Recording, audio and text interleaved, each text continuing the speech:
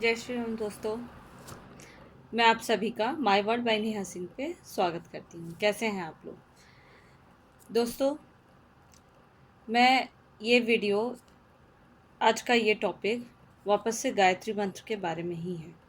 मेरे एक सब्सक्राइबर हैं या मित्र कहूँ, अभिषेक जी ने मेरे से एक प्रश्न किया था कि उनका भी कोई गुरु नहीं है, परंतु वो गायत्री मंत्र का जाप करते हैं और उनका ये जाप ऐसा प्रबल होता है कि वो 5 माला 7 माला या जितना भी हो वो बढ़ाते ही जाते हैं।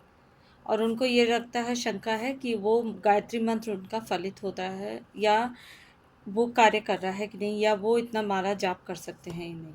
मैं आपको बता देती हूँ अभिषेक जी, आपको गायत्री मंत्र की निश्चित सीमा निर्धारित करनी होगी। जब आप गायत्री मंत्र की शुरुआत करें तब आप जितने समय के लिए गायत्री मंत्र का जितना जाप करना चाहते हैं उतने समय के लिए वो सीमा आप निर्धारित कर लीजिए। अगर आपको लगता है कि आप एक दिन में 7 माला जाप कर सकते हैं तो हर रोज़ 7 माला जाप कीजिए। एक निश्चित सीमा, एक निश्चित स्थान और एक निश्चित मात्रा में माला करने से हमारा वो मंत्र जल्दी फलित होने लगता है, जल्दी कार्य करने लगता है। अगर आपका मंत्र फलित हो रहा है, इसका सबसे बड़ा उदाहरण है कि आपको बहुत कुछ ऐसा आभास होगा, ऐसा बहुत कुछ अनुभव होगा जो आपने कभी नहीं सोचा होगा, कभी नहीं देखा होगा और ना कभी उस चीज़ का अनुभव किया होगा। ये बताने लायक नहीं होते हैं, क्योंकि कभी कभी ऐसा भी होता है कि हम बताते हैं, इतनी खुशी होती है हमारे पास, उसके लिए शब्द नहीं जुड़ पाते हैं। और इस वजह से बहुत लोग इस चीज़ों को मिस प्रोनाउंस कर लेते हैं, नहीं समझ पाते कि उसको हम सामने वाले को किस प्रकार से बताएं। पर गायत्री मंत्र का प्रभाव बहुत बहुत सात्विकता वाला होता है। मतलब हमारे अंदर इतना आत्मविश्वास आ जाता है कि हमें लगता है कि हम कुछ भी करेंगे तो उसके बाद वो कार्य हमारा सफल होगा, सिद्ध होगा। क्योंकि माता गायत्री को बुद्धि की देवी भी कहा जाता है। वो हमारे बुद्धि को 100 गुना बढ़ा देती हैं। मेडिटेशन में इंसान का दिमाग लगने लगता है, ब्रेन काम करने लगता है। जो चीज़ें सोई हुई होती हैं, सुप्त अवस्था में होती हैं, गायत्री मंत्र के करने से, उसको सुनने मात्र से वो अवस्था जगने लगती है। ये मंत्र किसी के लिए भी बाधित नहीं है, सब इसे कर सकते हैं। चाहे स्टूडेंट हो, कोई मरीज हो, कोई भी गृहिणी हो, कोई भी गृहस्थ हो, ये सब कर सकते हैं। माला जाप ऐसा नहीं है कि सिर्फ आप वृद्धावस्था में जाओ तभी आप बैठ के माला जाप करोगे, नहीं। आपका मन जिस समय करता है, समय पे आपका मन कर रहा है कि गायत्री मंत्र का आपको जाप करना चाहिए या आपको उससे खुशी मिलती है, आप ऑफ कोर्स उसको कीजिए। ये कोई भी रिस्ट्रिक्शन नहीं है इसके ऊपर। माता सबकी हैं, किसी एक के ऊपर उनका कोई अधिकार नहीं है कि वो सिर्फ मेरी हैं, मेरे को ही देंगी और किसी को नहीं। नहीं, ये गलतफहमी किसी को भी अपने मन में नहीं पालनी चाहिए। प्रभु सबके होते हैं, सबको उन्होंने ही बनाया हुआ है। हम किसी भी रूप में प्रभु को पूजते हैं, चाहे मंत्र जाप करके पूजें या एक छोटा सा फूल रख के उनकी पूजा करें। पूजा अगर सच्चे मन से की जाती है, निस्वार्थ भाव से की जाती है, निस्वार्थ प्रेम के साथ की जाती है, तो वो कभी ना कहीं आगे जाके फलित जरूर होता है। सो अभिषेक जी, आप इस चीज़ की चिंता मत कीजिए कि आपका गायत्री मंत्र ज़्यादा करना आपको नुकसान कर सकता है। नहीं, बहुत लोग चलते फिरते भी गायत्री मंत्र का ध्यान करते हैं, बहुत सारे लोग ऐसे हैं। मैं उससे जुड़ी आपको एक छोटी सी कहानी बताती हूँ कि किस प्रकार से एक छोटे से किसान से नारद मुनि की प्रतियोगिता चली और भगवान श्री हरि ने उस किसान को अपना सबसे बड़ा भक्त कहा था। नारद मुनि के बारे में आप सभी लोग जानते ही होंगे कि नारद मुनि बहुत बड़े देवऋषि हैं। वो सदैव देवताओं की श्रेणी में ही उनकी पूजा की जाती है और भगवान श्री हरि का वो नाम लेते हैं। लेकिन एक बार जब श्री हरि को नारद जी ने पूछा कि प्रभु, आपके विचार से सबसे बड़ा आपका भक्त कौन है, तो उनको यह विश्वास था कि सबसे बड़ा भक्त तो मैं ही रहूँगा, क्योंकि मैं सदैव प्रभु का नाम लेता हूँ।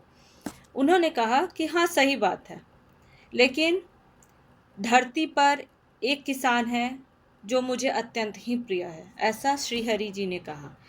तो उनको शंका हुई, नारद मुनि को शंका हुई, बोले कि चलो चल के देखा जाए।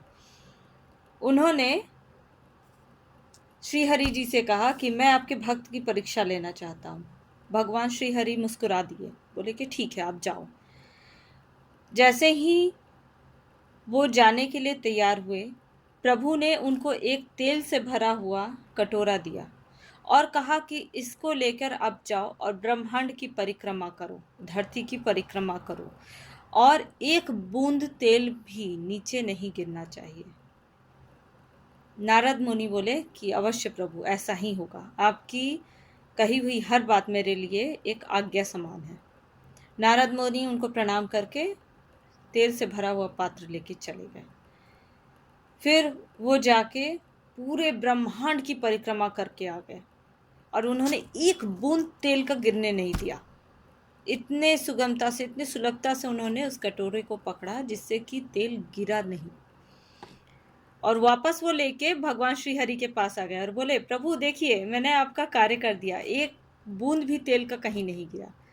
प्रभु ने कहा, अब आप जाइए और जाकर देखिए कि वो जो किसान है वो कार्य कैसे करता है और क्यों वो मेरा प्रिय है। भगवान नारद मुनि वहाँ से चल दिए। जैसे ही वो धरती पे पहुँचे, उन्होंने देखा कि सुबह किसान उठा, उसने दोनों हाथों को ऐसे किया और श्री हरि का नाम लेते हुए अपने पूरे तन पे लगा लिया।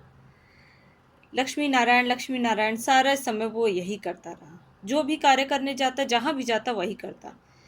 नारद मुनि हंस दिए, बोले कि हाँ, ये क्या है, ये तो कोई भी कर सकता है। फिर प्रभु के पास आ गए, बोले कि प्रभु, मैंने तो उसकी पूरी दिनचर्या देखी, मुझे तो ऐसा कुछ भी खास नहीं दिखा जिसमें उसने कोई ऐसा कार्य किया हो जिससे कि आप उसको कहते हैं कि वो आपका परम प्रिय शिष्य है या भक्त है। प्रभु मुस्कुरा दिए। प्रभु ने कहा, क्या आपने उसके मुख से सुबह से उठने से लेकर रात को सोने तक मेरे अलावा कोई नाम देखा, कोई नाम को सुना? तो बोला, नहीं प्रभु, वो तो हर वक्त आपका ही नाम लेता रहता है। नारद मुनि नहीं समझे। तब श्री हरि हंसते हुए बोले कि आपको जब मैंने तेल का कटोरा दिया था, तब आपने उसमें से एक बूंद तेल भी गिरने नहीं दी, आपने उस वक्त मेरा नाम लिया। तो नारद मुनि बोले कि नहीं प्रभु, पर काम तो आप ही का कर रहा था। श्री हरि बोले, वो किसान को भी जो काम मिला हुआ है वो भी मेरे द्वारा ही प्रदत्त है, मतलब दिया हुआ है, लेकिन उसने वो कार्य पूर्ण किया मेरा नाम लेके। आपको भी मैंने जो कार्य दिया वो भी आपने पूर्ण किया, लेकिन मेरा नाम नहीं लिया। अब आप ही बताइए, कौन बड़ा भक्त है, वो किसान या आप? नारद मुनि उनकी बात समझ गए और बोले कि प्रभु, मेरा अहंकार, मेरा झूठा अहंकार तोड़ने के लिए आपको कोटि कोटि नमन है, उसके लिए आपको बहुत बहुत धन्यवाद है। तो यही बात किसी भी मंत्र सिद्धि में भी कार्य करती है। हम जानते हैं कि हम हर समय पूजा पाठ नहीं कर सकते।